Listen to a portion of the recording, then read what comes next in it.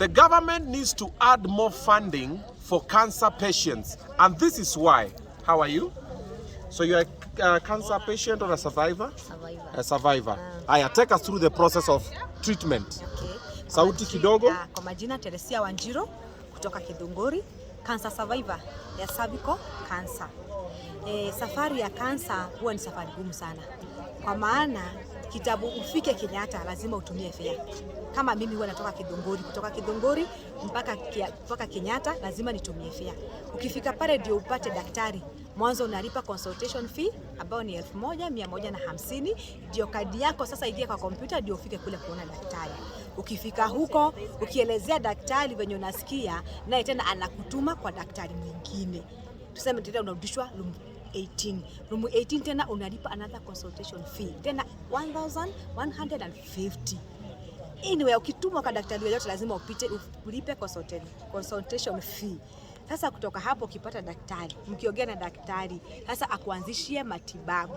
Sasa hiyo matibabu ndio huwa ni kizaazaa. Kama tuseme kama ni mtu wa kansa, lazima mwanzo ufanyiwe kemo. Na kabla hujafika kwa kemo, picha mingi hivi ya kifua, ya tumbo, kama uko na cervix, lazima ufanywe biopsy, hiyo ni pesa. Yote huwa ni pesa. Kama una pesa unakaa tu nyumbani, unangojea sasa Mungu aingilie kati. So ukianza matibabu ya kansa, unaanza na radiotherapy. Radiotherapy huwa ni 80k. Kama huna NHIF card, kama huna pesa utakaa nyumbani.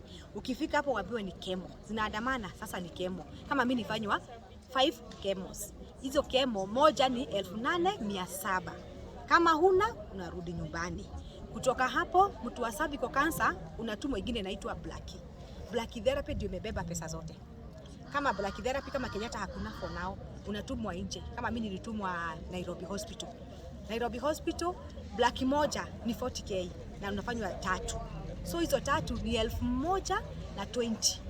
Kama 1120 kama huna unakaa nyumbani. So mimi naomba serikali inaweza ingilia kati. Agarao isimamie watu wa kansa. Juu kansa sasa hii imezidi mpaka kwa watoto wadogo. So ile kansa inaua, si ugonjwa inaua, ni matibabu juhuna.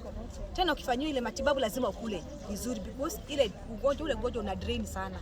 Unapata ukifanya hiyo chemo na radiotherapy unatapika, unahara, una appetite, tuseme pengine huendi kazi. Kama huendi kazi utakula nini? Na kesho unalaukia ile matibabu. So inabidi unaona sasa unadhoofika sana. Ukifika pale ukaenda kupimwa damu, kama damu imeenda chini hakuna matibabu. The more una delay, the more ugonjwa unazidi kuenea. So tunaomba tu serikali muangalie sana hii matibabu ya kansa. Shukrani.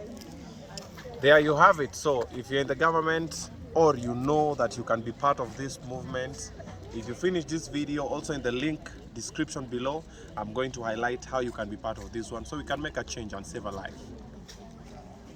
So she is one of the cancer survivors twice. Sindio, what's your name? Teresia Njeri Wanjiro. Teresia Njeri Wanjiro. Hebu tupe story yako kidogo tu kwa wale wenye hawajui at least. Kwa majina ni Teresia Njeri Wanjiro. Cancer survivor twice. The relapse came back in 2022, May 19th. Went for a surgery again.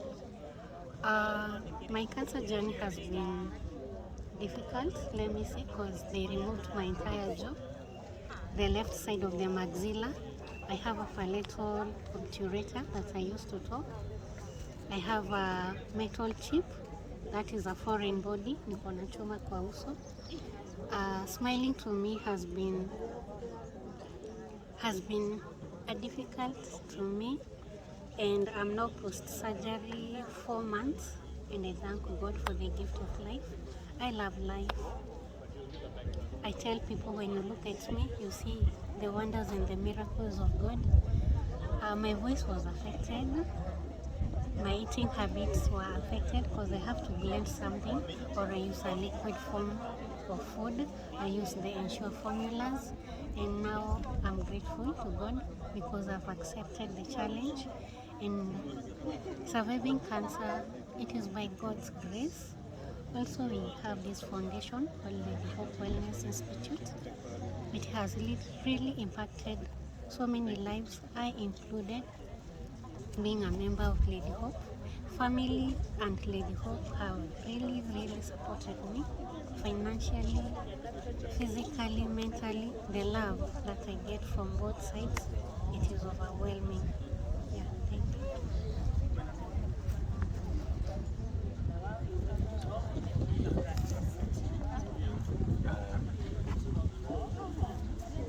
Sawa? Nakwambia uko na NHIF. Kama una NHIF nakwambia fungua NHIF.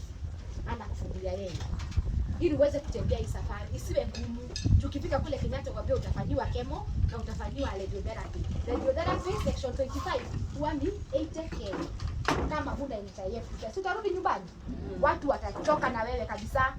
Haya, unataka fare. Unataka ukule vizuri. Huna kazi. Huna chochote. My names are Veronica Mwangi, founder of Lady Hope Wellness Institute, and the group you see here, they are cancer patients from very needy backgrounds, and we hold their hands as they go undergo treatment.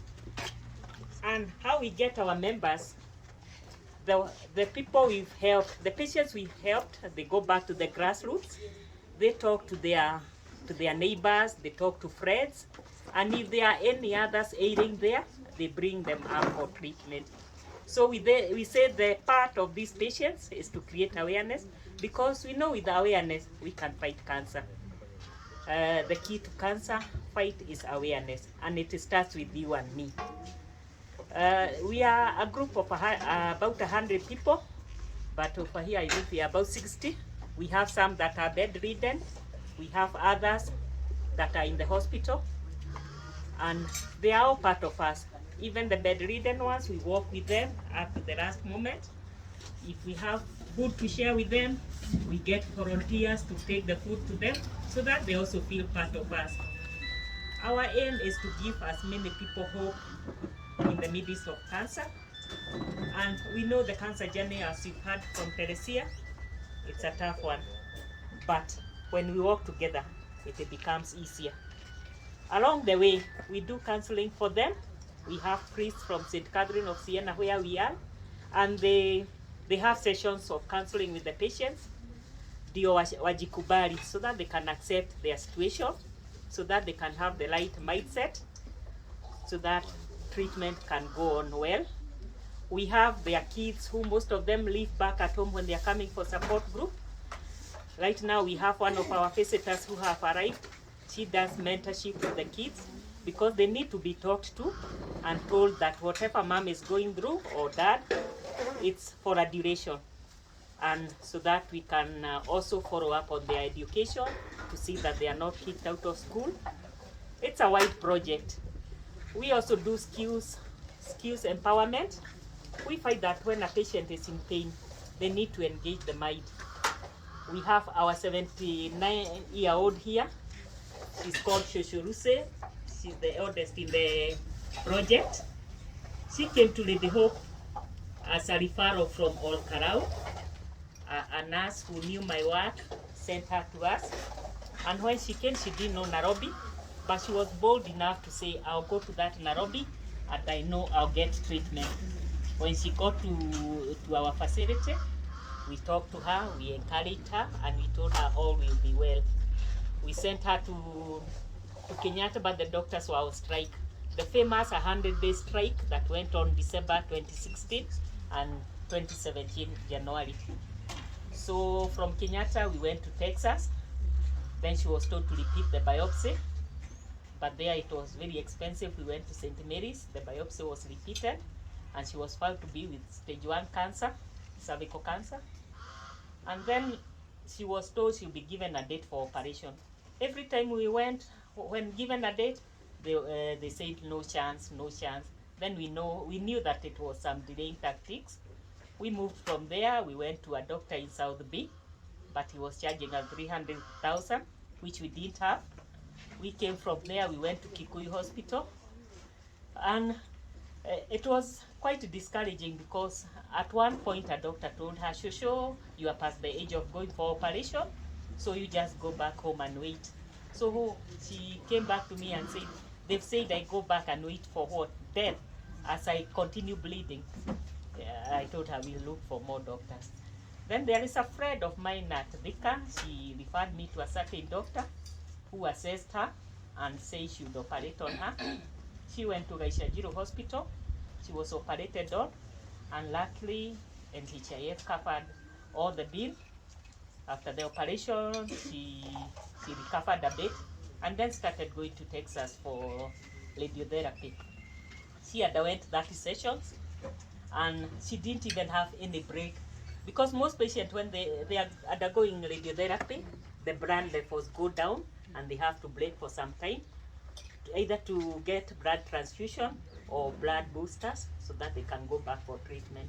But as for Shosho, she was so positive. She kept eating all. She would go, because that time we were staying here behind the church, she would go around the shabas looking for the ingenious vegetables.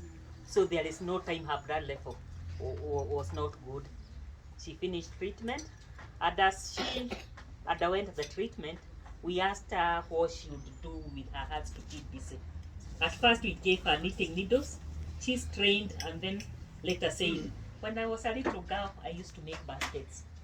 So we bought sisal, we bought wool, and right away she started making the kiondos. And she remembered as if she had been doing it all her life. These beautiful kiondos you see over here are her work. She's shown other women in the project how to make the baskets, and that kept her away from the pain of the disease as she concentrated on making the baskets. On finishing treatment, we empowered her with a goat, a she goat, a dairy goat, that since that time, 2018, it has given birth 4 times, 4 sets of twins. So we say she's a blessed lady. You know, when we see the zeal to fight, the zeal to encourage others, we know that Shosho, God has given her the chance so that she can be a blessing to many others. So through inspiring stories like Shosho's, others have been able to complete treatment. They look at Shosho and say, if she did it at 73 and 74, why not me? It's 6 years since the treatment, so we know the cancer is gone, and we are praying that it will never recur. She's a good ambassador at Olkarao. That nurse sends people to her home to listen to her story, to encourage her. And through her, we got a number of others. Cora, raise your hand. We got a number of others from Olkarao that also got encouraged because of Shosho. And we say a patient at a time, a step at a time. We usually do what we can and we leave the rest to God. Then our main challenge is getting funds, because once we knock onto doors saying we need money for cancer treatment, people look at me and say, cancer treatment? That's very expensive. How much can we give you so that you can get enough? So many people shy away because they think that 100 bob won't make a difference. But what I would like to tell supporters out there, even 100 can make a difference. From our facility to Kenyatta Hospital and back, it's 250. If we don't have that 250, a patient won't be able to attend the hospital. We have the NHIF, we pay for them. If they don't get the consultation fee, which is 1150, it means they won't be able to access the card. So we need money for the patients. We need money for empowerment, because once we empower a patient out there, they are able to get that bus fare to Kenyatta. So we have many that are awaiting empowerment. They are already through treatment, and we hope that with time we'll get many supporters to hold our hands. Lastly, we have our accommodation facility. We started accommodating cancer patients in 2011, and how that one came about, there was a patient who was really into creating awareness. I had gone with her to Karuturi, to Mwingi, to Kitui, to Naivasha and Laikipia, and in 2011, it was her last days, and she was staying with her brother in Majengo. And when I went to visit her in that Majengo, it was a single room. The brother had a wife and a small kid, and the only space available, they could hang their clothes on the rooftop, and it pained me to see a patient in that situation. So after she passed on, because we saw her like a day before she passed on, I made a resolve that I'll never want to see another patient in such a condition. So after we buried her in November, I went to Kibera in December and got a room. That accommodation facility was very good because it was near Kenyatta. The patients could just walk in and out of the hospital and back to the facility. But in 2013, because of the election time, it became quite insecure. And that's how I landed here in church. This is my local church, St. Catherine of Siena. I asked them whether they know of a place I can bring the patients. And they looked for a room behind the church for us.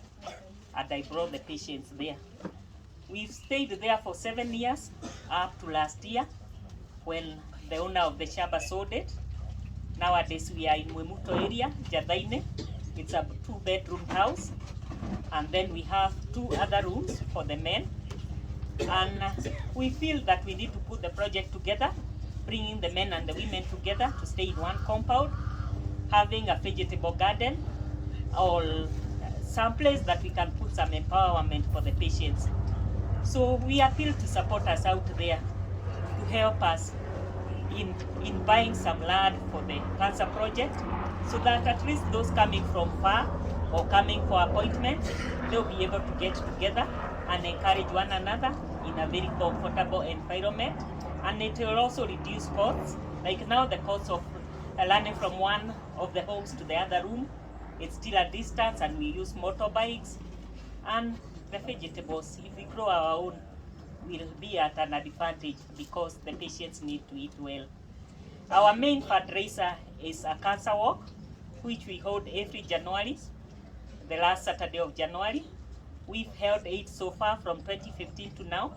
2023, we'll be holding it on the 28th of January, 2023. And we hope that supporters out there will join us so that we buy that piece of land we want. Asanteni sana supporters. God bless you, and may God expand you. Thank you.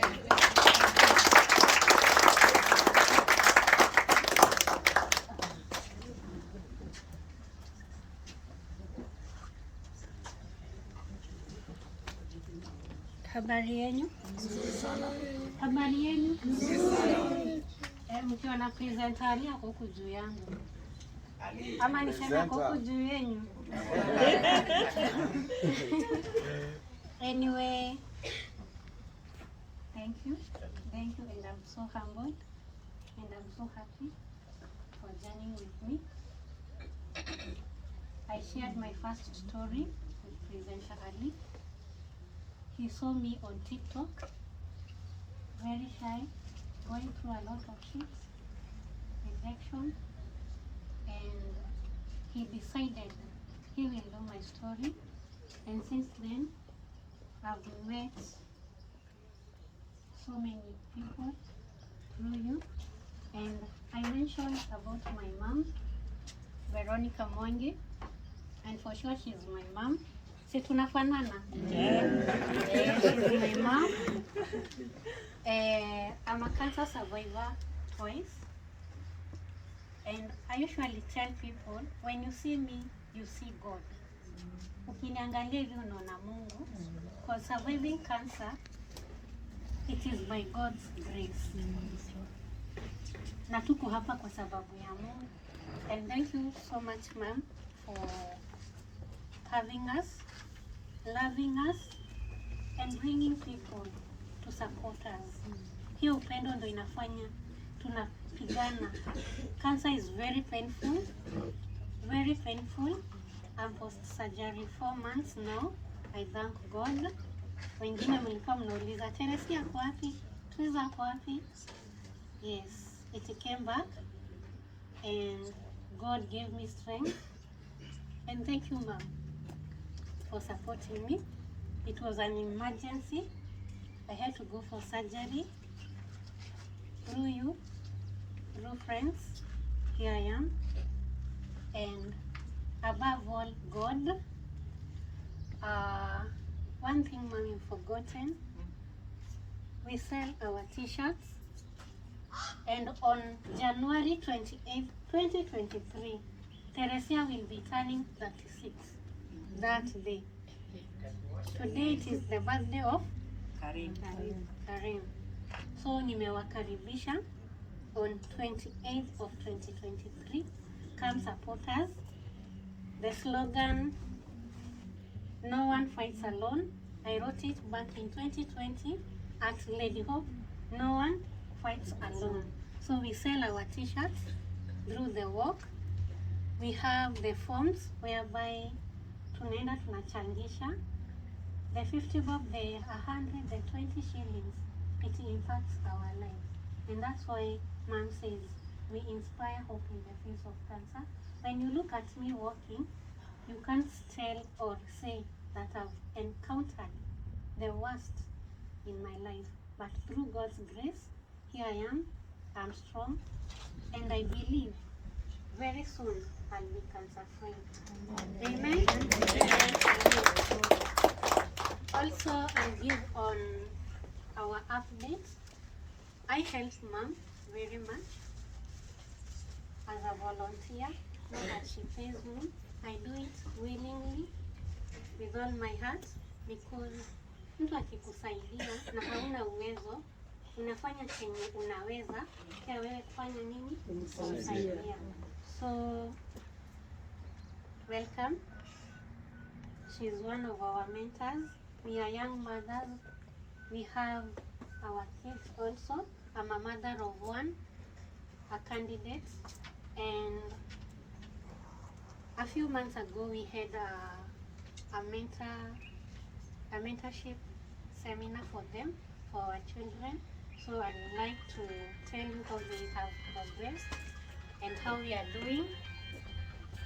So one, we have Rachel's daughter who is Riziki. Unaona kwa ile tent huko sasa ndio inakuja. Ni msikiti si Mkisi. Sawa? Ukitaka unaweka hivi.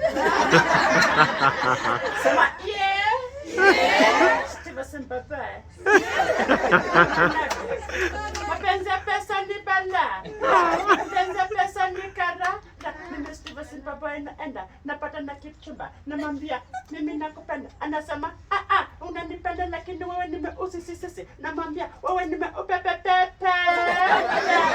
Ananiambia wewe kwanza wewe ni muziki kama maka. Na kuna mwambia kitu yako ni kubwa. Ananiambia matu yako ni golole kama banta. Yeah. Ndabarake, sema ndabarake. Sema ndabarake. Vijana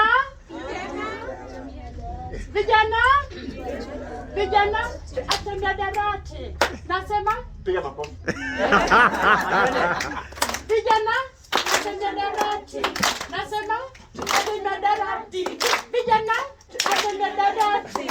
Nasema ukikuta darati itaribu bure. Utafeel very fine. My friend, hakuna kitu umagen. Anda, never feel again. Nothing again. Yeah!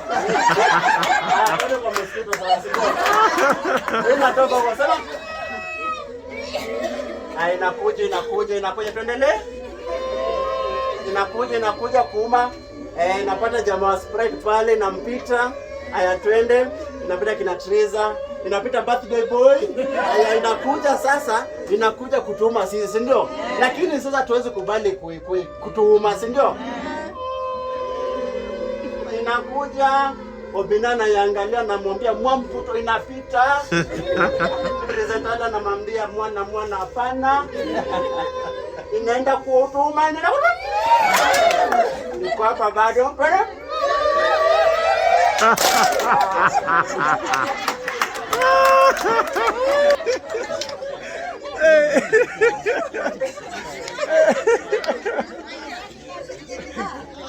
See the happiness, see the smiles in their faces. You can't even believe they are cancer survivors and cancer patients. See. Now, help us help them.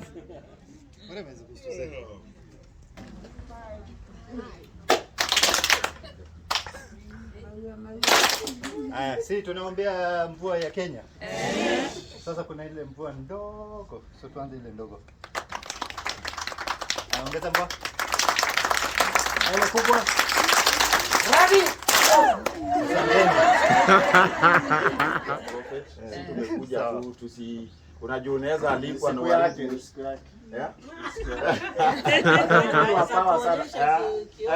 Huyo mtu ni mkali. Photo with the celeb.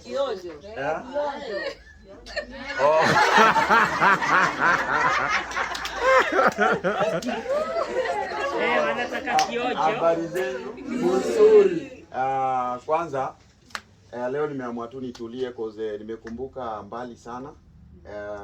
Na kuaga na like kafia fulani when I meet cancer patients or wale wameshinda, you know, cause nilipoteza mama kwa cancer na nimekaa hapa hivi najaribu tu kujicontrol nini. Nasikia hata nikaa napoteza sauti cause nataka kulia. Simu nipe tu time kidogo nilie. Prophet, mpe shoulder tukae.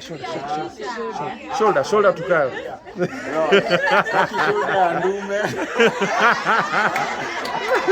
Baby shoulder ya mzungu inaweza. Unajua huyu ni mweusi hata sita notice. Lakini kama amehang shati hapa, shati ya white. Takudunga na mifupa. So, nakumbuka gambali sana yani. You know, the year 2000 I lost my mother to breast cancer. I think I was 7 years. Na mama alitoka tu, yeye alijua already asha lose. It's a story I've never said anywhere. So naikwaga tu nimejiwekea. Yeah. Because tulikuwa wadogo, hata huyu mtoto ni mkubwa. So mama alitoka tu akaenda nyumbani Siaya. Siku mbili baadaye ndio yeye ametuacha. But alikuwa ashakubali. Unaona, but alipambana nayo sana. So every time najipata tu mbele ya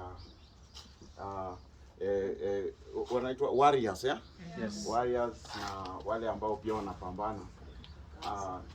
I always choose to stay silent and pray for them because I know I'm a nini, like me pia ni warrior kivyangu, you know. So it's not a bad thing, but I'm very positive that one day itakuja kukuwa ni kitu ya past, si ndio? So tuzidi kuombeana. Msijali, tutapatana tu kwa field kadhaa, mimi nitawachekesha. Lakini sitaki niwachekeshe, mimi na feel okay kivyangu, ndani yangu na feel kama I don't want to say this, but na feel kama niko kwa matanga yani, unaona? Kiplani tu yani ndani yangu, si nyinyi, ndani yangu, because my mother was everything to me. Yeah. So nilikuja tu kwa respect ya Obinna na walk, but it was a hard decision to make. Yeah. But tunaombea sana, si ndio? Yeah, msiogope. Nimeingiza wasiwasi. Sawa, everything itakuwa sawa, si ndio? Asante sana Obi, asante sana Mr. Walk. Yeah. Yeah, niwachekeshe. Yaani bado mna insist. Ninyi hamuchoki kucheka. Mimi sasa mpaka na pretend tu kucheka yani. Adi pretend na kiojo. Watumie kwa WhatsApp. Watachekea mbele. Ate what? Kiojo. Okay, nataka mkuje mmoja niwachekeshe. Ndio ni mwachekeshe. Asanteni sana.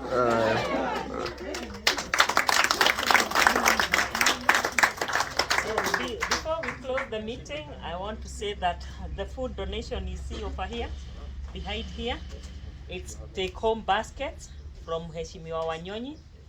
He's our area member of parliament, and he's been supporting this project since 2016. And he said when they've had lunch from Mr. Walk, let them have something to take home for the kids. And we really appreciate it. Makofi kwake.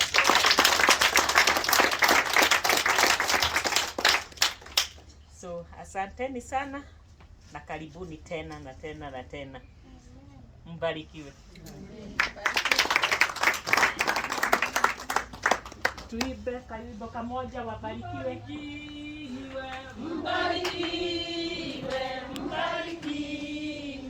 Mbarikiwe sana.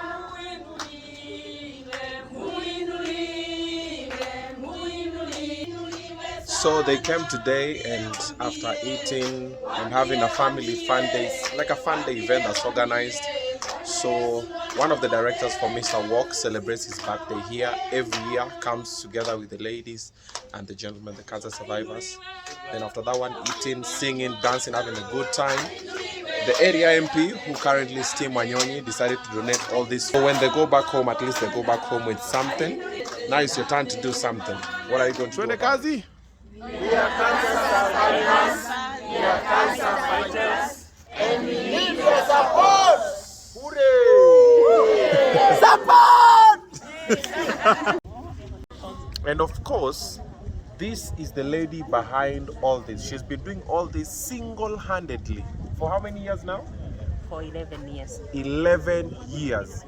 Please, tell them your name and how they can be part of this so that you can help these amazing human beings extend their lives. My name is Veronica Mwangi, founder of Lady Hope Wellness, and I support needy cancer patients. They are from very needy backgrounds, and if not supported, they wouldn't be able to go through the chemo and the radiotherapy treatment for cancer. I need your support because I need an accommodation facility for them to house them as they undergo treatment, and so that we can have a training grounds for their skills empowerment and for food for their daily use.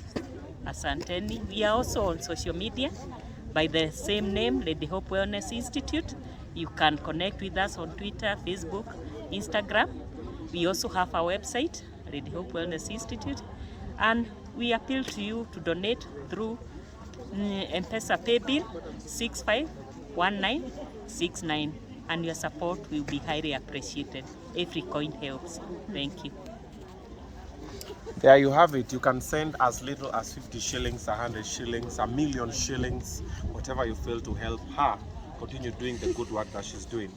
I'll see you on the next episode.